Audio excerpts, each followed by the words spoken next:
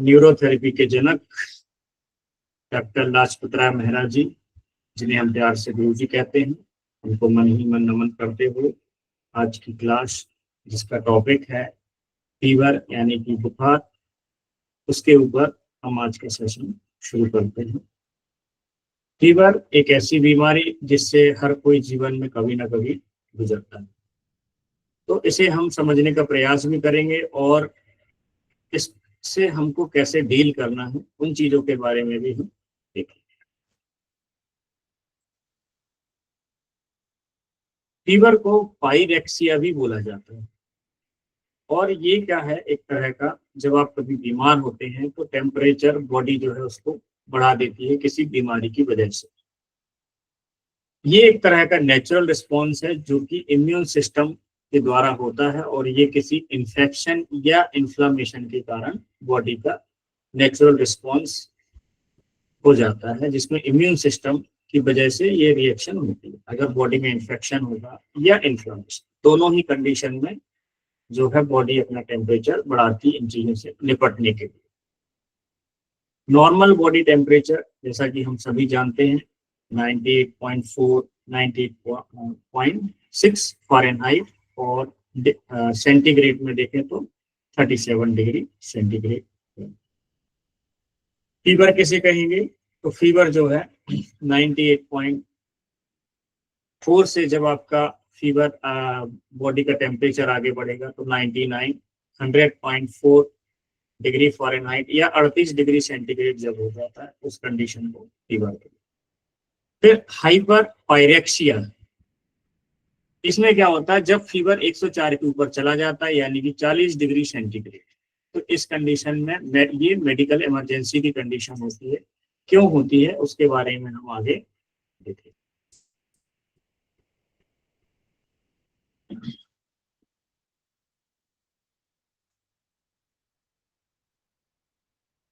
Classification of fever, तो fever को 4 अलग अलग क्लासिफिकेशन में बांटा गया है कि पहला है लो ग्रेड फीवर, फिर मॉडरेट फीवर, फिर हाई ग्रेड फीवर, और फिर हाइपर पायरेक्सिया।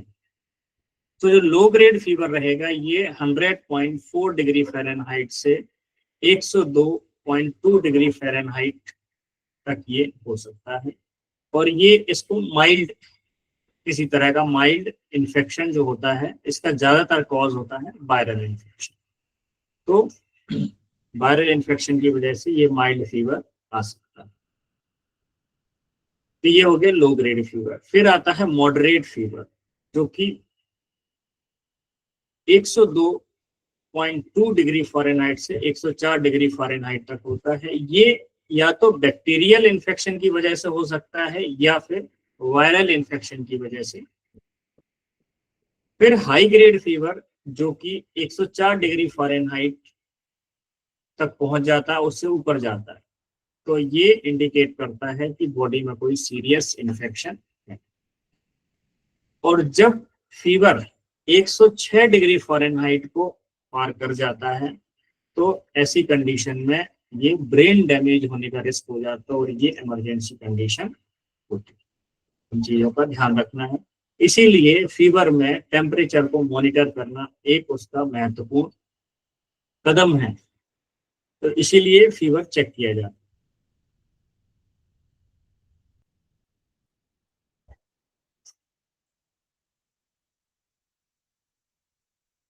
अब इसके टाइप, तो टाइप्स ऑफ फीवर पैटर्न, जो फीवर अलग अलग तरीके के टाइप्स के होते हैं, तो थोड़ी सी उसकी हम डिटेल देखेंगे, बाद में फिर धीरे धीरे करके हम एक एक फीवर को जो है इनकोड करेंगे और उसकी डिटेल में जाएंगे। तो पहला है कंटिन्यूअस, तो ये जो लगातार बना रहने वाला जो फीवर है कंटिन्यूअस फीवर, इसमें कॉन्स्टेंटली ये हाई रहता है, और वेरिएशन इसमें 1 डिग्री सेंटीग्रेड का आता है 24 घंटे में। तो अक्सर ऐसा देखा जाता है, ये टाइफाइड के मामले में हाई ग्रेड फीवर रहेगा, और अगर उतरा भी तो 1 डिग्री सेंटीग्रेड के ऊपर या नीचे। फिर है रेमिटेंट, तो ये फ्लक्चुएट होगा, 1 डिग्री ऊपर जाएगा ये, बट नॉर्मल नहीं होगा। तो ये मोस्टली इन्फेक्टिव एंडोकार्डाइटिस यानी कि इन्फेक्शन की वजह से होता है ये, और किसमें, एंडोकार्डाइटिस में।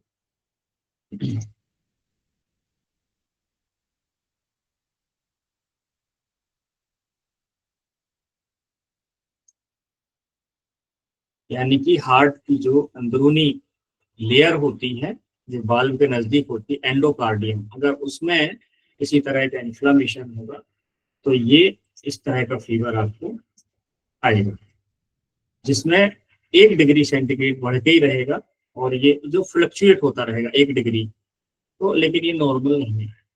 तो ये होगा रेमिटेंट टाइप का। तो एक बुखार है जो लगातार बना हुआ है और 24 घंटे रहेगा ये, तो वो टाइफाइड में देखने को अक्सर मिलेगा। फिर रेमिटेंट जो फीवर रहेगा, ये 1 डिग्री ऊपर की तरफ फ्लक्चुएट होगा, बट ये नॉर्मल नहीं। इंटरमिटेंट फीवर स्पाइक करेगा, नॉर्मल इन बिटवीन, तो ये उतरेगा और चढ़ेगा, ये होगा मलेरिया जैसी बीमारी। फिर रिलैप्सिंग, तो रिलैप्सिंग में क्या होगा, fever returns after days of normal temperature, कुछ दिन नॉर्मल हो जाएगा बॉडी का टेम्परेचर, फिर वापस लौट के, तो ये बोरेलिया इन्फेक्शन में दिक्कत है।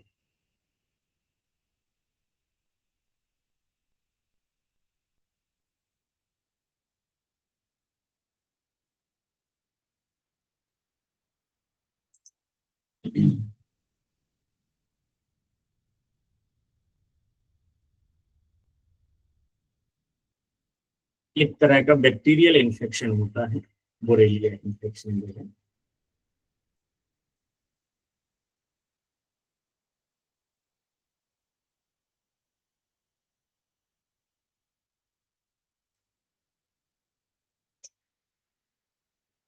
फिर है टेल एवेस्टाइन फीवर, जो कि फीवर एवरी फ्यू डेज, यानी कि एक साइकिल में आएगा ये। तो ये हॉचकिन लिम्फोमा की जो बीमारी होती है उसमें ये होता है। टेल एवेस्टियन, ये एक तरह का टाइप है फीवर का, जिसमें कि फीवर एवरी फ्यू डेज में कुछ दिनों के बाद फिर रिपीट हो, ठीक नहीं। फिर है हेक्टिक फीवर, जिसमें wide swings associated with chills and sweat, यानी कि इसमें ठंडी भी आएगी, पसीना भी आएगा, और लंबे समय तक ये फीवर चढ़ा रहता है। ये अक्सर टीबी के केसेस में देखा जाता है, ट्यूबरकुलोसिस। कॉज ऑफ फीवर, क्या क्या कारण होते हैं फीवर के, तो पहला कॉज है इन्फेक्शंस। तो हम इन्फेक्शियस कॉज देखेंगे, उसमें आ जाएंगे आपके वायरल, बैक्टीरियल, फंगल या पैरासाइटिक। तो जो वायरल कॉज रहेंगे उसमें आएगा आपके फ्लू है, कोविड-19 है, डेंगू है, चिकनगुनिया है और मीजल्स, ये आपके वायरल कॉज में आ जाते हैं। मोस्टली इसमें इन्फ्लुएंजा वगैरह है, या फ्लू वगैरह जो भी है, फ्लू में ही इन्फ्लुएंजा को गिना जाता है, कोविड-19, तो इसमें मोस्टली थ्रोट इन्फेक्शन वगैरह देखने को मिलती है, तो वायरल इन्फेक्शन। फिर है बैक्टीरियल इन्फेक्शन, तो बैक्टीरियल इन्फेक्शन में क्या हो जाएगा आपका, जैसे टाइफाइड, साल्मोनेला टाइफी है, निमोनिया का जो है बैक्टीरिया है, निमोनिया एंड टीबी, और यूटीआई, जिन महिलाओं को यूटीआई वगैरह होता है तो उनमें भी ये बैक्टीरियल इन्फेक्शन की वजह से हो सकता है। हाँ, इसमें स्क्रीन शो नहीं होगी, खाली ये पिक्चर रहेगी।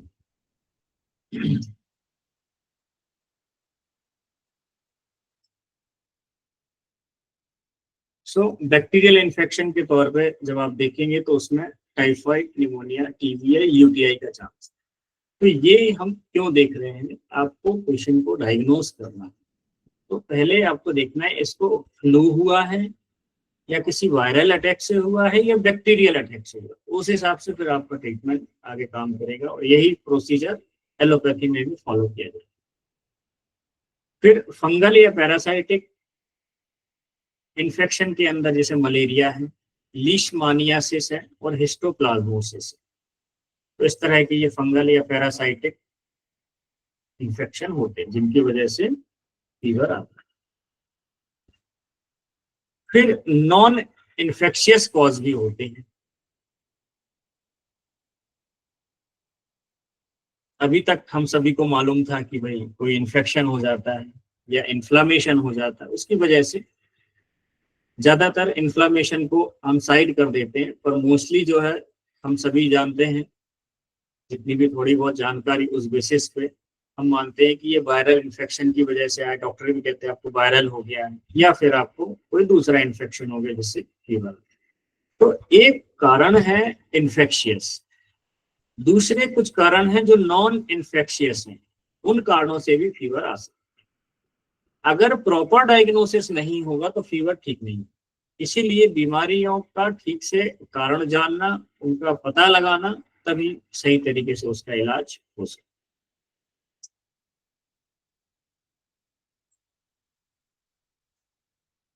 तो नॉन इन्फेक्शियस कॉजेज में आएगा, जैसे किसी को ऑटो इम्यून डिजीज है, तो ऑटो इम्यून डिजीज में कौन सी हो सकती है जिसमें फीवर जैसा लगता है लोगों को, आप मुझे चैट में लिखकर बताइए। ऑटो इम्यून डिजीज में पेशेंट को फीवर आते हैं जो कुछ समय के लिए अंदरूनी स्तर पर रहता है, बहुत ज्यादा भी नहीं रहता, लेकिन फीवर जैसा उनको लगता है। ऐसी कोई ऑटो इम्यून डिजीज आपको मालूम हो? वेरी गुड, अर्थराइटिस, बहुत बढ़िया। तो अर्थराइटिस हो गया है, रिमेटॉइड अर्थराइटिस है। और एसएलई जैसी बीमारी जो है, सिस्टेमिक ल्यूपस जो डिजीज है एसएलई, उस बीमारी में भी होता है। फिर है कैंसर, कैंसर में भी फीवर आता है। और ये जो फीवर है ये उतरेगा नहीं, हो सकता है जब तक ये डायग्नोस हो, अगर आप डायग्नोस नहीं कर पाए तो फीवर जो है 6 महीने तक भी खींच सकता है, क्योंकि उसके बीमारी का कारण ही नहीं पता। आपने कभी सोचा ही नहीं उस डायरेक्शन में कि इसको लिम्फोमा भी हो सकता है या किसी तरह का कैंसर हो सकता है।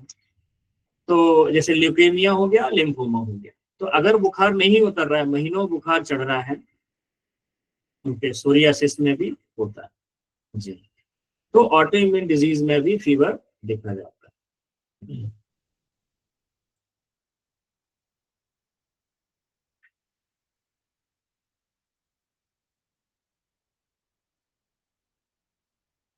एक बार हम इसको कंप्लीट करते हैं, फिर हम क्वेरी लेंगे। ये नॉन इन्फेक्शियस कॉज को करके फिर मैं आपसे पूछ लूंगा जो आप कहना चाहते हैं। तो कैंसर का भी डाउट आपको जाना चाहिए कि हो सकता है, अगर ऑटो इम्यून डिजीज नहीं है। पहले आप देखेंगे कौन सा इन्फेक्शन है, वायरल इन्फेक्शन है या बैक्टीरियल इन्फेक्शन। फिर उसमें ये देखना है कि वायरल में है तो कौन सा है, मीजल्स है, डेंगू है, कोविड-19 हुआ है या किसी तरह का फ्लू हुआ है। बैक्टीरियल में अगर फ्लू मोस्टली 3 से 5 दिन के अंदर ठीक हो जाता है। अब अगर मान लो वहां पर चीजें पकड़ में नहीं आई, तो फिर आप जाएंगे बैक्टीरियल इन्फेक्शन की तरफ। हो सकता है इसको टाइफाइड हो या फिर निमोनिया हो या फिर टीबी या यूटीआई हो सकते हैं। फिर इसमें और भी चीजें हो सकती हैं, आप देख सकते हैं कि मलेरिया है या कुछ और भी है, तो इसकी किट आती है, तो डॉक्टर उस हिसाब से सिम्टम्स के हिसाब से चेक करता है।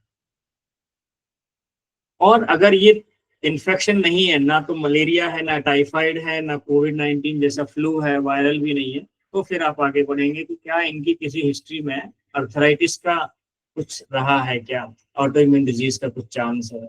तो वो आप देखेंगे। तो SLE, rheumatoid arthritis, psoriasis, MS वगैरह में ये देखने को मिलता है जी। लीवर सिरोसिस, सिरोसिस होगा वो, liver cirrhosis.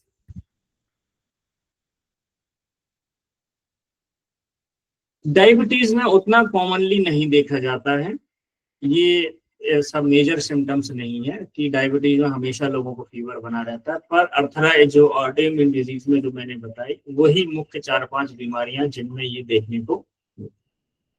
Diabetes auto immune disease हो सकती है, उसमें टाइप 1 जो डिजीज होती है वो ऑटो इम्यून डिजीज होती है, पर फीवर उसमें आएगा ये जरूरी नहीं है। पर किसी इन्फेक्शन की वजह से उसको फीवर हो सकता है, ये पॉसिबल। तो ऑटो इम्यून डिजीज का कॉज हो गया।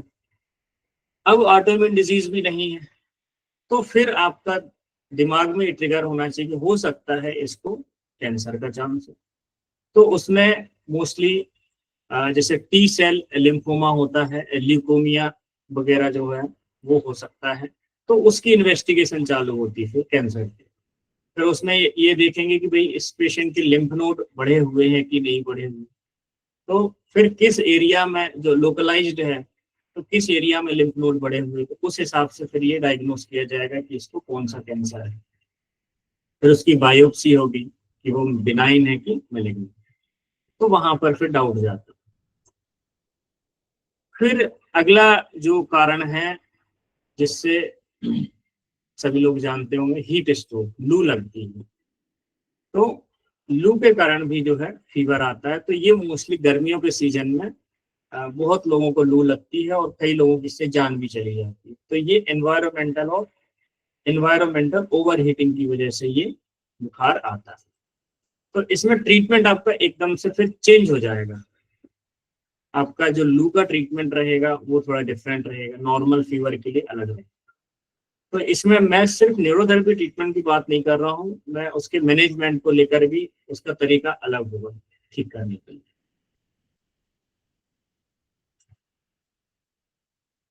तो एक हो गया हीट स्ट्रोक।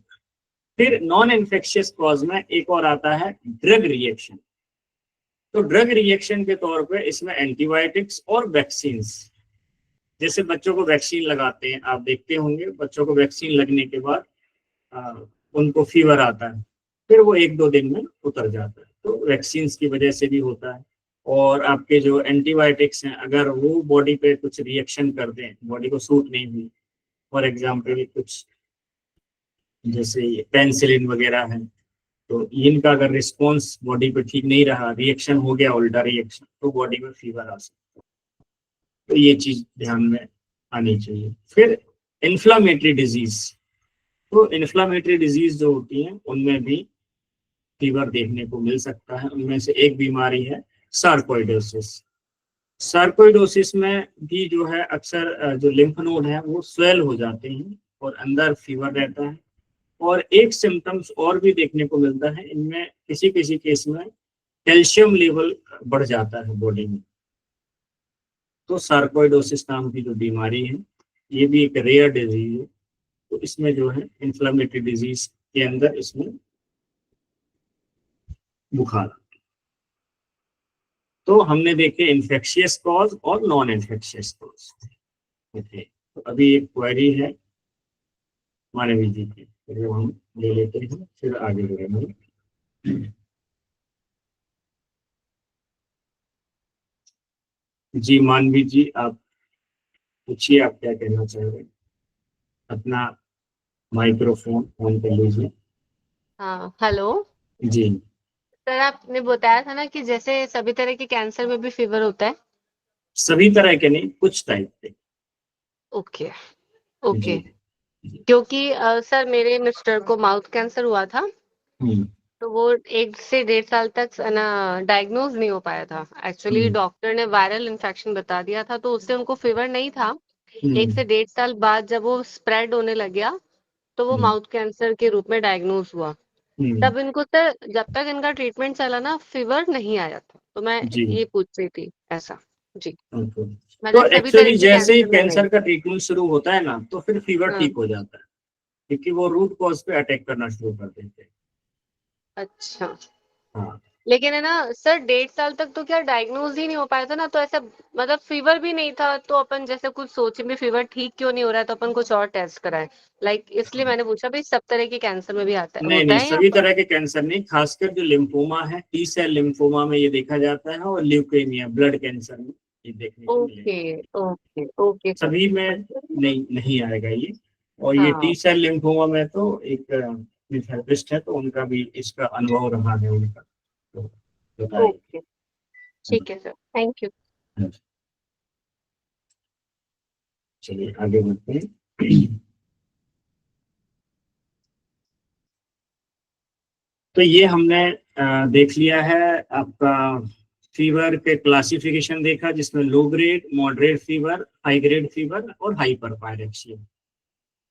फिर हमने देखे टाइप्स, तो कंटिन्यूअस, रेमिटेंट, इंटरमिटेंट, रिलैप्सिंग, एल एवेस्टियन एंड हेक्टिक फीवर।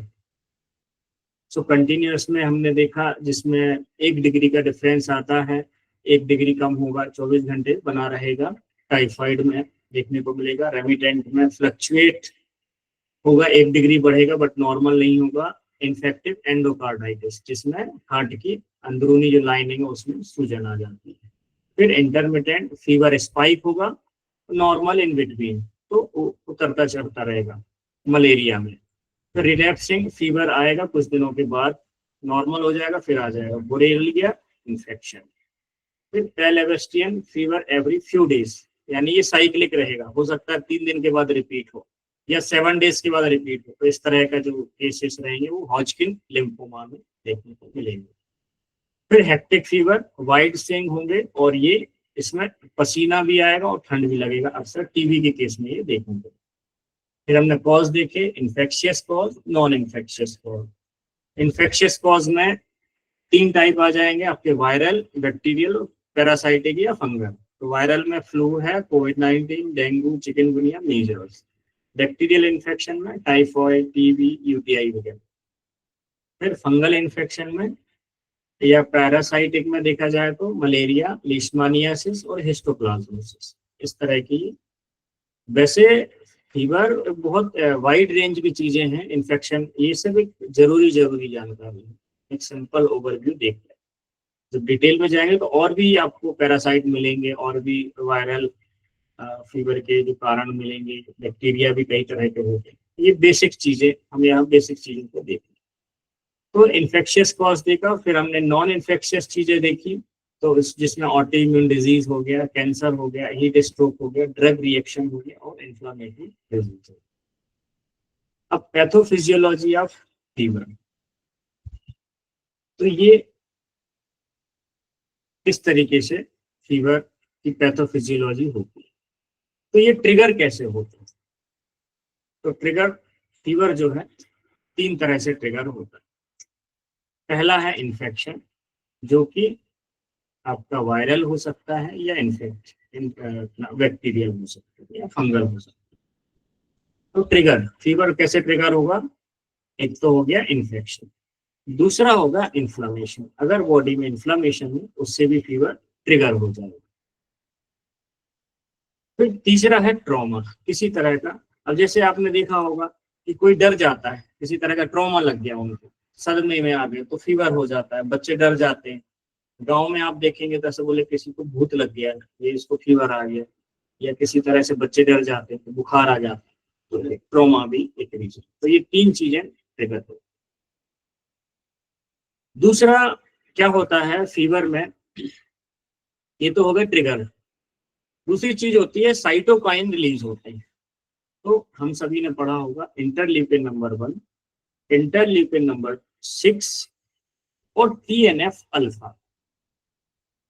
इंटरल्यूकिन और ये एक खास तरह के प्रोटीन होते हैं, जब बॉडी में कोई फॉरेन बॉडी आती है तो ये रिलीज हो जाते हैं, और रिलीज होकर ये ब्लड में घूमते हैं और हाइपोथैलेमस में जाके पहुंचते हैं और बॉडी को टेम्परेचर बढ़ाने के लिए या इन्फेक्शन का बताते हैं कि बॉडी में किसी तरह का इन्फेक्शन।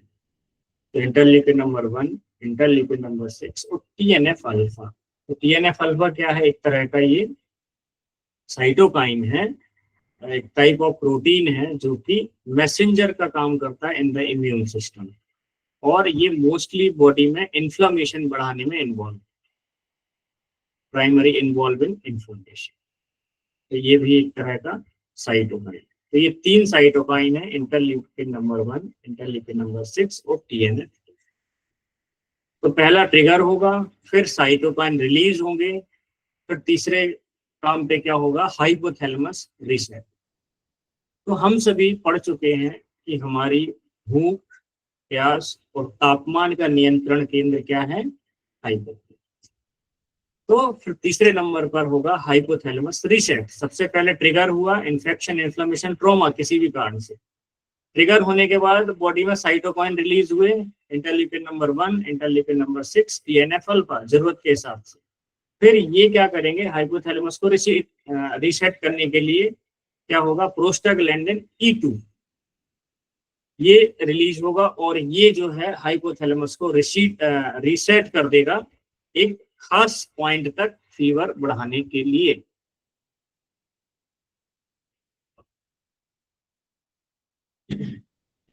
तो बॉडी को यहाँ पर एक चीज समझ लीजिए, मैं थोड़ा सा उसको इजी वे में एक बार क्लियर कर देता हूँ क्योंकि ये यहाँ स्टेप बहुत जरूरी है, तो उसको समझ लीजिए। हमारी बॉडी में जो हमारा शरीर है, ये किसी भी वायरस बैक्टीरिया के इंक्यूबेशन के लिए बहुत अच्छा मीडियम होता है। हमारी बॉडी में आराम से इन्फेक्शन पनप सकता है। तो हमारी बॉडी में इन्फेक्शन पनप सकता है, इसीलिए जो भी वायरस बैक्टीरिया एंटर करते हैं बॉडी में, तो एंटर करने के बाद उनको पनपने को टाइम मिल जाता है और वह हमारी बॉडी में जो हमारा इम्यून सिस्टम है वो उससे लड़ता है। तो इस वायरस या बैक्टीरिया को मारने के लिए बॉडी टेम्परेचर का बढ़ाना जरूरी होता है। जैसे गर्मी में आप देखेंगे, धूप में आपको बहुत अधिक जब धूप पड़ेगी तो मच्छर मक्खी या इंसेक्ट जिंदा नहीं बचे, और बहुत अधिक ठंड भी पड़ेगी तब भी मच्छर मक्खी जो भी इस तरीके के हैं वायरस बैक्टीरिया, ये तब भी नहीं बचे हैं, तब भी ये अधमरे हो जाते हैं या फिर डेड होके पड़े हुए। अभी भी जैसे अंटार्कटिका में जहां पर कई किलोमीटर गहरी बर्फ होती है, वहां पर दबे हुए कई खास तरह के वायरस बैक्टीरिया आज भी लोगों को, साइंटिस्टों को मिल रहे हैं। तो बहुत अधिक टेम्परेचर में वायरस या बैक्टीरिया जिंदा नहीं रह सकता, और बहुत कम टेम्परेचर में भी वो जिंदा नहीं रह सकता, या फिर वो जिंदा रहेगा लेकिन एक्टिव नहीं रहेगा। तो जब उसको वो खास टेम्परेचर मिलेगा जिसमें वो जिंदा रहेगा, तो फिर वो एक्टिवेट होगा। तो इसी तरह से हमारी बॉडी में जब किसी तरह का बाहरी ट्रिगर होता है, किसी इन्फेक्शन या इन्फ्लामेशन की वजह से या ट्रॉमा की वजह से, तो उस वायरस या बैक्टीरिया को मारने के लिए बॉडी अपना टेम्परेचर बढ़ाएगी। उसमें बॉडी ये देखेगी कि किस तरह का इन्फेक्शन है, तो उसको मारने के लिए कितना टेम्परेचर बढ़ाना, क्या 102 ठीक है, या 101 में काम हो जाएगा, या 100 में काम। अगर मान लो 99 में काम नहीं हो रहा है तो 1 डिग्री और बढ़ाया जाएगा। ये बढ़ाने का काम कौन कर रहा है? आपका प्रोस्टाग्लैंडिन E2, ठीक। ट्रिगर हुआ, साइटोकाइन रिलीज हुए, फिर प्रोस्टाग्लैंडिन जो है आपके हाइपोथैलेमस का जो थर्मोस्टेट है उसको रीसेट कर देगा, ठीक। नॉर्मल टेम्परेचर क्या चल रहा था बॉडी का? 98.4 फ़ारेनहाइट या 98.6 फ़ारेनहाइट, ये नॉर्मल स्टेट में था। लेकिन जैसे ही कोई बाहरी फॉरेन मटेरियल अंदर गया, वायरस या बैक्टीरिया, अब हमें उसको मारने की जरूरत है बॉडी को, तो बॉडी का टेम्परेचर रीसेट करना पड़ेगा, और वो रीसेट थर्मोस्टेट का जो रीसेट होगा वो हाइपोथैलेमस में होगा। तो जो प्रोस्टाग्लैंडिन E2 है, ये रिलीज होके ये एक टेम्परेचर सेट कर देगा कि अभी 98 है, अभी ये वायरस है, इसको मारने के लिए 99 पहुंचा के देखेगा। तो शुरुआत में आपको हल्का हल्का फीवर लगेगा, फिर अगर वो वायरस उसने नहीं मरा, क्योंकि उस समय तक जो है इम्यून रिस्पॉन्स आपकी बॉडी में तेज हो जाएगा और फाइटिंग शुरू हो जाएगी। अगर वो 99 डिग्री पर नहीं मरा तो फिर बॉडी उसको और रीसेट करके 100 लेके जाएगी, तब भी वहां अंदर फाइट चल रही। तो ये एक तरह से इनडायरेक्टली सपोर्ट दे रहे हैं इम्यून सिस्टम को, आपका हाइपोथैलेमस, कि हम यहाँ से हीट बढ़ा रहे हैं, आप वहां पर फाइट करो। तो इस तरीके से फिर देखा जाएगा कि 100 में जो है वायरस मर गया, तो फिर जो है उसको वापस नॉर्मल लाया जाएगा, वो भी प्रोसेस। अगर 100 पर वो वायरस या बैक्टीरिया किल नहीं हुआ तो फिर और बढ़ाया जाएगा 102 डिग्री पर, फिर वहां फाइटिंग तो कंटिन्यू चली रही है, वो देखा जाएगा। फिर जो है वहां अपने जो देखा कि साइटोकाइंस भी रिलीज हो रहे हैं, तो बॉडी में फिर फाइटिंग के बाद दौरान जो है साइटोकाइंस रिलीज होने से इन्फ्लेमेशन भी बॉडी में साथ साथ बढ़ना शुरू होगा। तो आपको फिर जॉइंट पेन आना शुरू हो जाएगा, ESR बढ़ेगा, CRP बढ़ना शुरू हो जाएगा, ये सारी चीजें। तो ये तब तक बढ़ेगा टेम्परेचर जब तक कि वो वायरस या बैक्टीरिया खत्म नहीं हो रही, या वो प्रोसेस या वो साइकिल पूरी नहीं हो जाती। और जैसे ही वो साइकिल प्रोसेस खत्म होगी, बॉडी का टेम्परेचर नॉर्मल आना शुरू हो जाता है। कभी कभी कुछ विशेष परिस्थितियों में ऐसा देखा गया है कि बॉडी का टेम्परेचर कम ही नहीं होता है, वो 106 तक पहुंच जाता है, जिसमें इमरजेंसी कंडीशन होती है। और ये अक्सर देखा जाता है बच्चों में। बच्चों में जो छोटे बच्चे होते हैं 5 महीने के, 2 महीने के, 3 महीने के, 6 महीने के, उनमें उनमें फीवर 106 तक पहुंच जाता है। और उनमें इसका कारण होता है कि उनका हाइपोथैलेमस पूरी तरह से डेवलप नहीं हो पाता है, तो उसे ये समझ नहीं आता है कि वो कितना टेम्परेचर बढ़ाए। वो बहुत अधिक टेम्परेचर बढ़ा देता है, जिससे बच्चों में फेब्राइल सीजर आ जाते हैं। बच्चे जो है उसके बारे में भी आगे आएगा, फेब्राइल सीजर के बारे में वो कंडीशन। तो उस समय बच्चों को इमरजेंसी में वो फीवर कैसे भी करके कम करना है। नहीं किया तो बच्चों का ब्रेन डैमेज हो सकता है, जिसकी वजह से बच्चे सीपी चाइल्ड या ब्रेन डेवलपमेंट स्लो या दूसरी तरह की डेवलपमेंटल इशू हो सकते हैं ब्रेन से। तो हाइपोथैलेमस रीसेट पहले होगा ट्रिगर, फिर होंगे साइटोकाइन रिलीज, जो कि आपके इम्यून सिस्टम में प्राइमरी तौर पर इंफ्लेमेशन में इन्वॉल्व होते हैं, क्या साइटोकाइन। फिर हाइपोथैलेमस रीसेट होगा, कौन करेगा ये, prostaglandin E2 raises the set point. फिर बॉडी का रिस्पॉन्ड, तो बॉडी का रिस्पॉन्स कैसा रहेगा फीवर में। अब यहाँ पर बॉडी रिस्पॉन्ड करेगी shivering, vasoconstriction to raise temperature. तो बॉडी को अपना टेम्परेचर बढ़ाना है, क्योंकि वायरस या बैक्टीरिया को मारना है। टेम्परेचर बढ़ाने के लिए अब उसको अपने नॉर्मल टेम्परेचर से हाई टेम्परेचर पर जाना है। 98.4 या 6 से उसको 101 तक पहुंचना है। तो इतने जल्दी तो बढ़ेगा नहीं, तो उसके लिए बॉडी क्या करेगी, मजल में कॉन्ट्रैक्शन पैदा करेगी। क्या करेगी, मजल कॉन्ट्रैक्शन पैदा होगी, जिसको वैसो कॉन्स्ट्रिक्शन भी बोला जाता है। तो वैसो कॉन्स्ट्रिक्शन होगा तो मजल जो है शिवरिंग, जैसे ठंड के समय में आप कैसे कपकपाते हैं, तो मजल में मूवमेंट हो रही होगी, मजल मूवमेंट होगी, आपको ठंड जैसा महसूस लगेगा कि ठंड लग रही है। तो हाइपोथैलेमस ये डिसाइड कर रहा है कि आपको टेम्परेचर बढ़ाना है, तो आप क्या करेंगे देखिए। तो आपको वैसो कॉन्स्ट्रिक्शन किया, शिवरिंग बॉडी में शुरू हुई। अब आपको शिवरिंग लगी तो आप क्या करेंगे, भाई कंबल उड़ाइए, और लग रही है 2 कंबल उड़ाइए, और लग रही तो 3 कंबल उड़ाइए। अब आपने 3 कंबल ओढ़ लिए। अब क्या होगा, आपकी बॉडी की जो हीट बाहर निकल रही थी वो हीट अंदर ही अंदर आपकी बढ़ेगी टेम्परेचर। और उसने बॉडी ने अपना सिस्टम बना लिया कि टेम्परेचर आपके द्वारा कैसे बढ़वाया, ताकि आप जो है ऐसे तो कंबल ओढ़ेंगे नहीं या रजाई लेके आप लेटेंगे नहीं, तो बॉडी को महसूस कराया कि आपको लग रही है ठंड, आप जो है उसको ओढ़ेंगे और आपका टेम्परेचर बढ़ेगा। ठीक, टेम्परेचर बढ़ा, वायरस या बैक्टीरिया मर गए। अब आपको जब ये काम हो गया तो आपकी निकलेगी स्वेटिंग, पसीना निकलेगा। तो एकदम से पसीना आया, क्योंकि बॉडी का काम हो गया, वायरस बैक्टीरिया मर गया, पसीना आया। अब बॉडी उसको कूल कर रही है, आपकी जो गर्मी थी उसको बाहर निकाल रही थी। गर्मी बाहर निकालने का तरीका स्वेटिंग। फिर स्वेटिंग की, आपने रजाई फेंक दी है, अचानक से आपको गर्मी इतनी ज्यादा लगी कि अब बॉडी कूल डाउन करी, पसीना, आपने रजाई फेंक दी, बाहर से हवा लगी, पसीना सूखा, बॉडी का टेम्परेचर इस तरीके से। तो ये बॉडी का रिस्पॉन्ड होता है। तो टेम्परेचर रेज करने के लिए, फिर टेम्परेचर नॉर्मल करने के लिए वैसोडाइलेशन करना पड़ेगा। आपकी कभी छूट जाएगी, आप जो है रजाइयाँ और कंबल वगैरह भी दूर कर देंगे। तो इस तरीके से बॉडी का ये मैकेनिज्म। अब आते हैं सिम्टम्स ऑफ फीवर। ये मैकेनिज्म सभी को समझ में आया।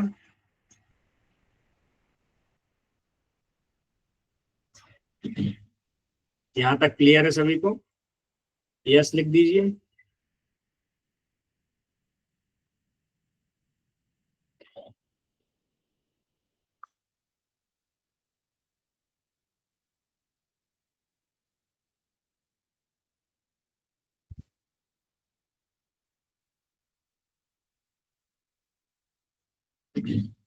चलिए आगे बढ़ते हैं।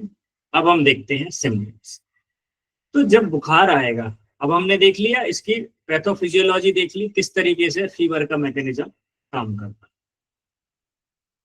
अब आते हैं सिम्टम्स, यानी क्या क्या लक्षण आपको देखने को मिलेंगे। तो एक लक्षण तो इसमें दिख ही रहा है, शिवरिंग, कपकपी होगी।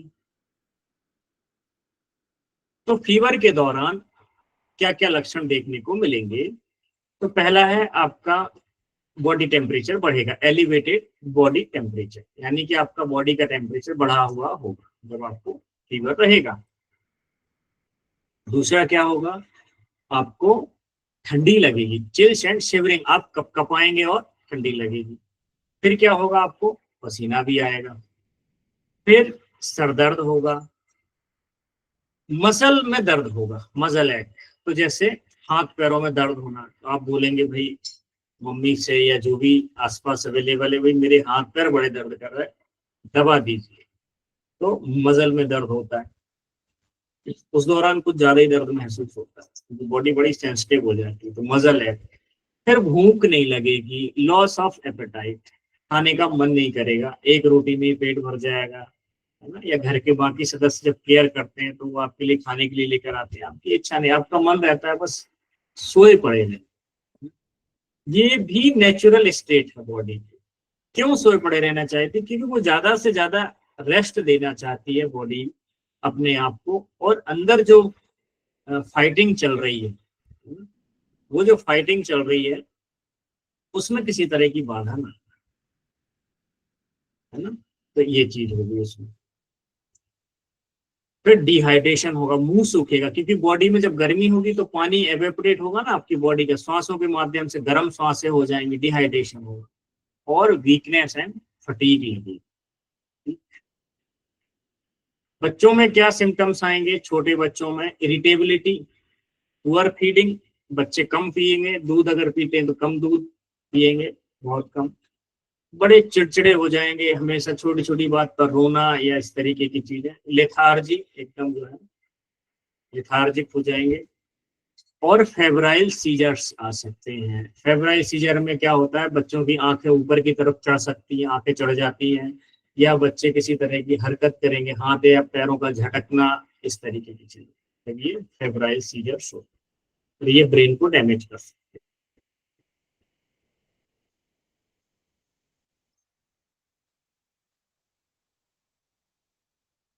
बॉडी के अंदर जब बुखार होता है तो भूख कम हो जाती है, ये भूख हो नहीं जाती, उसको कम किया जाता है।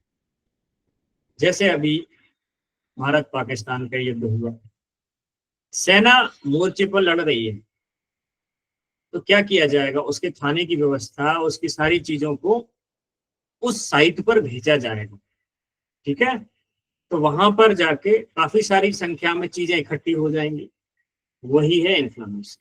ऐसे ही जिस जगह पर इन्फेक्शन है उस साइट पर हमारे मैक्रोफेजेस, WBCs, इम्यून सेल्स वहां जाएंगे और उसको वो एनवायरमेंट क्रिएट करेंगे। जैसे हम लोग भी एक एनवायरमेंट क्रिएट किए ना युद्ध के समय में, एक साइकोलॉजिकल वॉरफेयर भी होती है, तो इसी तरह से जोश बना रहे लड़ने के लिए, बॉडी को एक एटमॉस्फेयर मिले, तो सेम वही पैटर्न बॉडी के अंदर होता है, वही दुनिया में भी देखने को।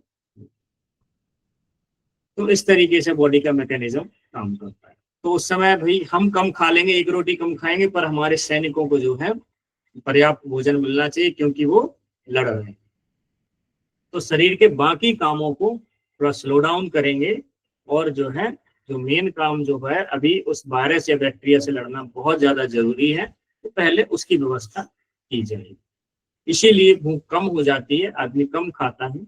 इसी तो उस समय ध्यान देना, लिक्विड ज्यादा से ज्यादा लें, न्यूट्रिशियस चीजों पर ध्यान दें थोड़ा सा, वो चीजें खाएं।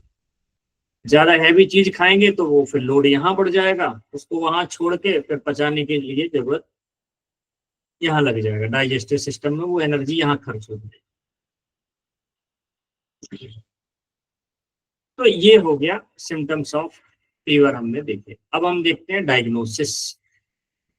तो डायग्नोसिस के लिए क्या किया जाएगा, तो क्लिनिकल एवेल्यूशन में देखा जाता है उसका ड्यूरेशन, यानी कब से है आपको बुखार, उसका पैटर्न कौन सा है, ठीक, फिर उसके एसोसिएटेड सिम्टम्स कौन कौन से हैं, उसमें जो सिम्टम्स देखने को मिलते हैं वो कौन सी बीमारी से रिलेटेड। फिर उसकी हिस्ट्री ली जाएगी कि कहीं कोई यात्रा करके आए क्या, किसी केमिकल का एक्सपोजर हुआ क्या, या किसी मेडिकेशंस के बाद हुआ क्या। अब जैसे मान लो कोई जंगल में गया, तो हो सकता है वहां से मलेरिया का जो है मच्छर से कटवाया हो और उसको बुखार आ जाए। तो इस तरीके से आपको देखना है, उसकी हिस्ट्री लेनी है कि कैसे हुआ, ट्रेवल करने के बाद हुआ या घर में आसपास कहीं मच्छर ज्यादा है क्या, वो कारण आपको समझना है। तो क्लिनिकल एवोल्यूशन में ड्यूरेशन, पैटर्न, एसोसिएट, सिम्टम्स, फिर हिस्ट्री आप लेंगे, ट्रेवल हिस्ट्री, एक्सपोजर, मेडिकेशन।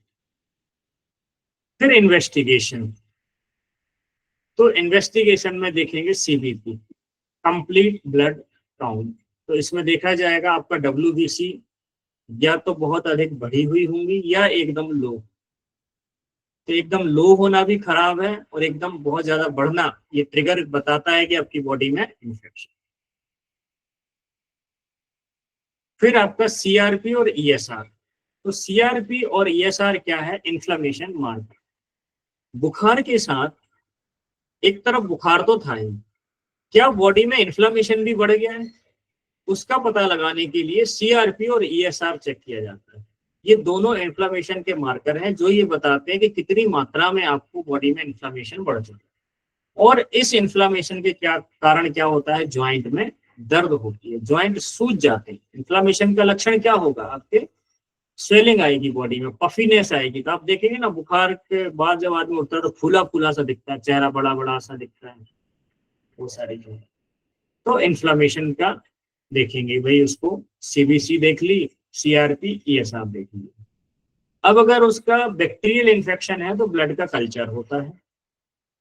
अगर कोई महिला है और उसको UTI है तो UTI का अगर आपको डाउट लग रहा है कि इसको ना तो मलेरिया है या कुछ और भी नहीं है, तो UTI के लिए यूरिन टेस्ट कर सकते। ठीक, ऐसा लग रहा है कि लंग्स में कफ है, वीजिंग साउंड आ रहा है और आपको डाउट है कि इसको निमोनिया हो सकता है, तो एक बार चेस्ट का एक्सरे निकाल सकते हैं। फिर मलेरिया, डेंगू, टाइफाइड, इनकी स्पेशलाइज्ड किट आती है, तो उस किट में टेस्ट करने से ही पता चलेगा।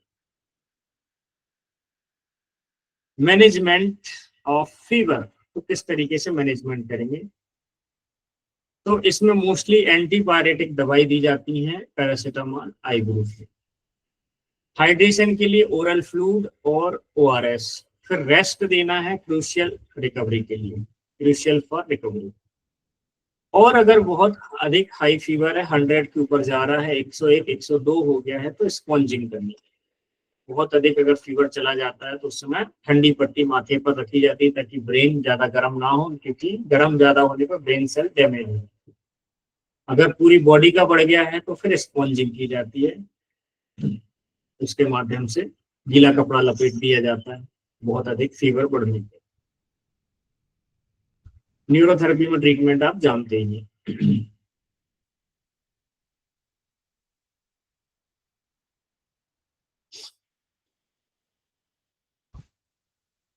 फिर ट्रीटमेंट क्या होगा, अगर ट्रीटमेंट कारण के हिसाब से देखा जाएगा। अगर बैक्टीरियल इन्फेक्शन है तो क्या देंगे, एंटीबायोटिक।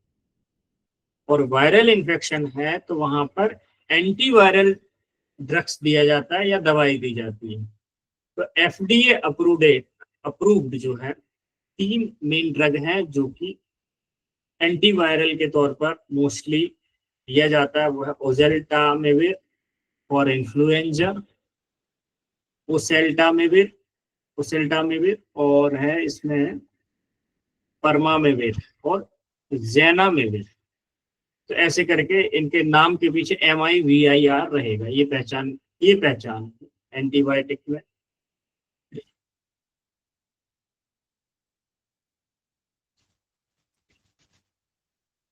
जैसे एंटीबायोटिक के पीछे लगा रहता है ना माइसिन, एजिथ्रोमाइसिन है या दूसरे किसी तरह की एंटीबायोटिक, वैसे ही वायरल में मेविर लगा रहता है पीछे। अब ये मुझे नहीं मालूम है, कुछ कुछ चीजें क्लियर हैं कि हमारे जो इंडियन डॉक्टर्स हैं ये एंटीवायरल ड्रग्स क्यों नहीं देते। जब आपको वायरल इन्फेक्शन है तो इसके लिए अमेरिका जैसे देशों में, कई देशों में फ्लू शॉट लगते हैं या फ्लू की वैक्सीन लगती है ईयरली एक बार। तो उससे साल में जो है ये फ्लू नहीं पकड़ता है, या अगर फ्लू हो गया है तो ये जो वायरल इन्फेक्शन है तो ये क्या करेंगे, ये जो मैंने 3 ड्रग्स के नाम बताए ये उसको उसका जो पीरियड है उसको पीरियड को कम कर देंगे और बॉडी को लड़ने में हेल्प करेंगे।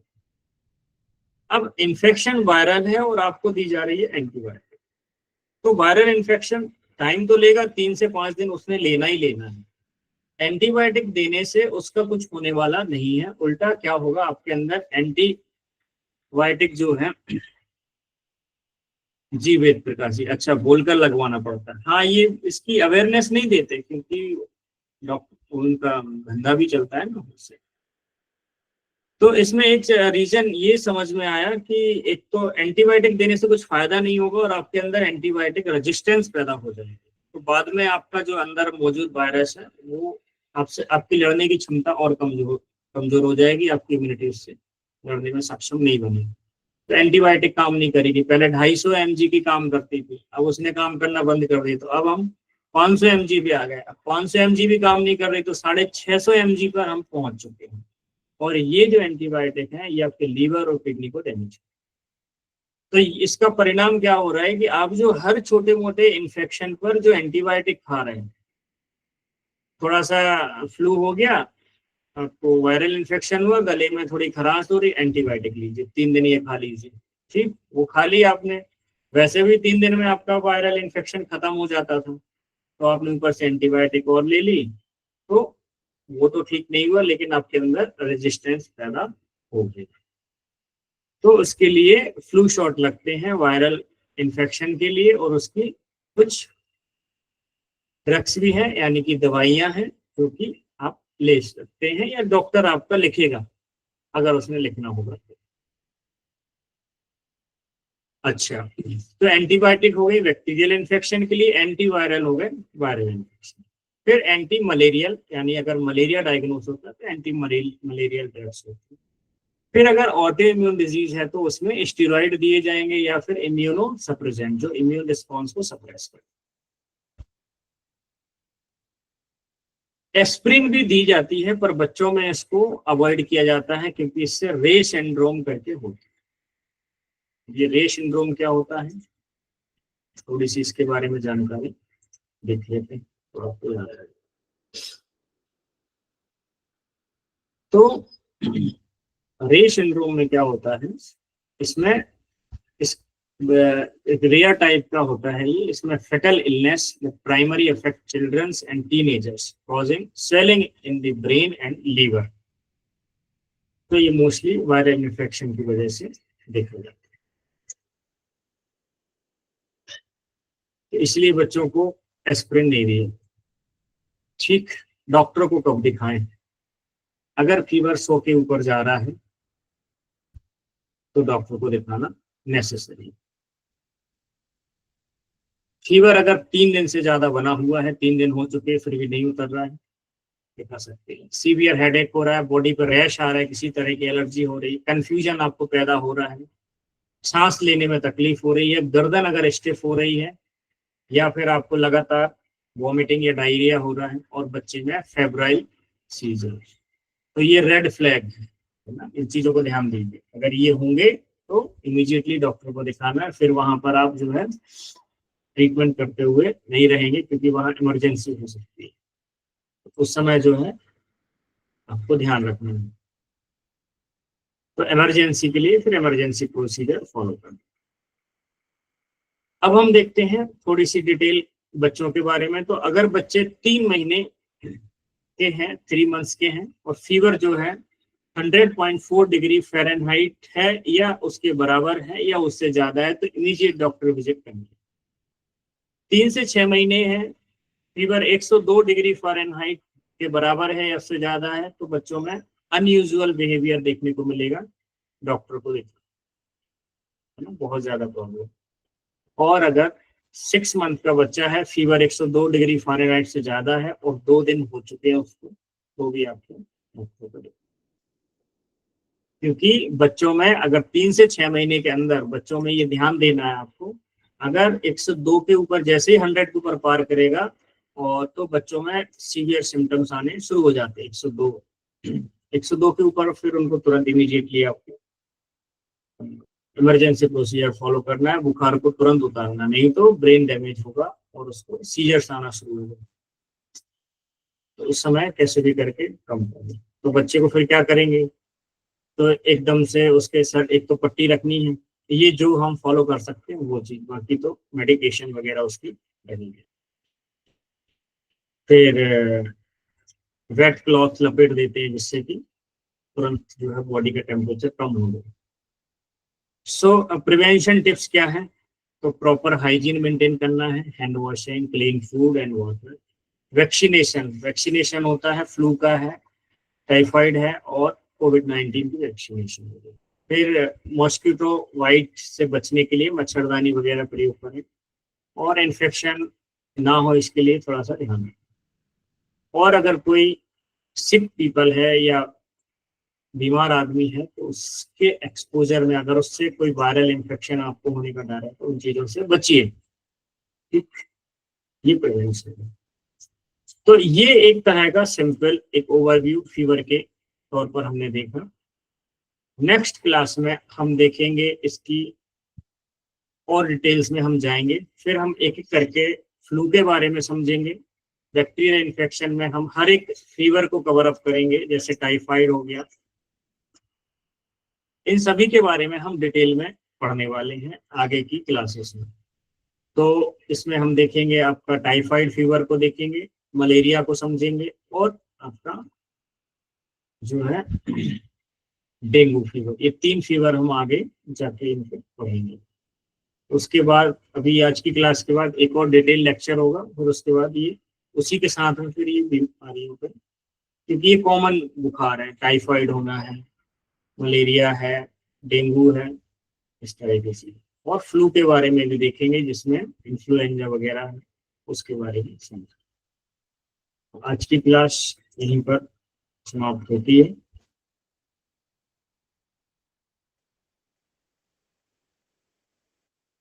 सभी का बहुत बहुत धन्यवाद और नमस्कार।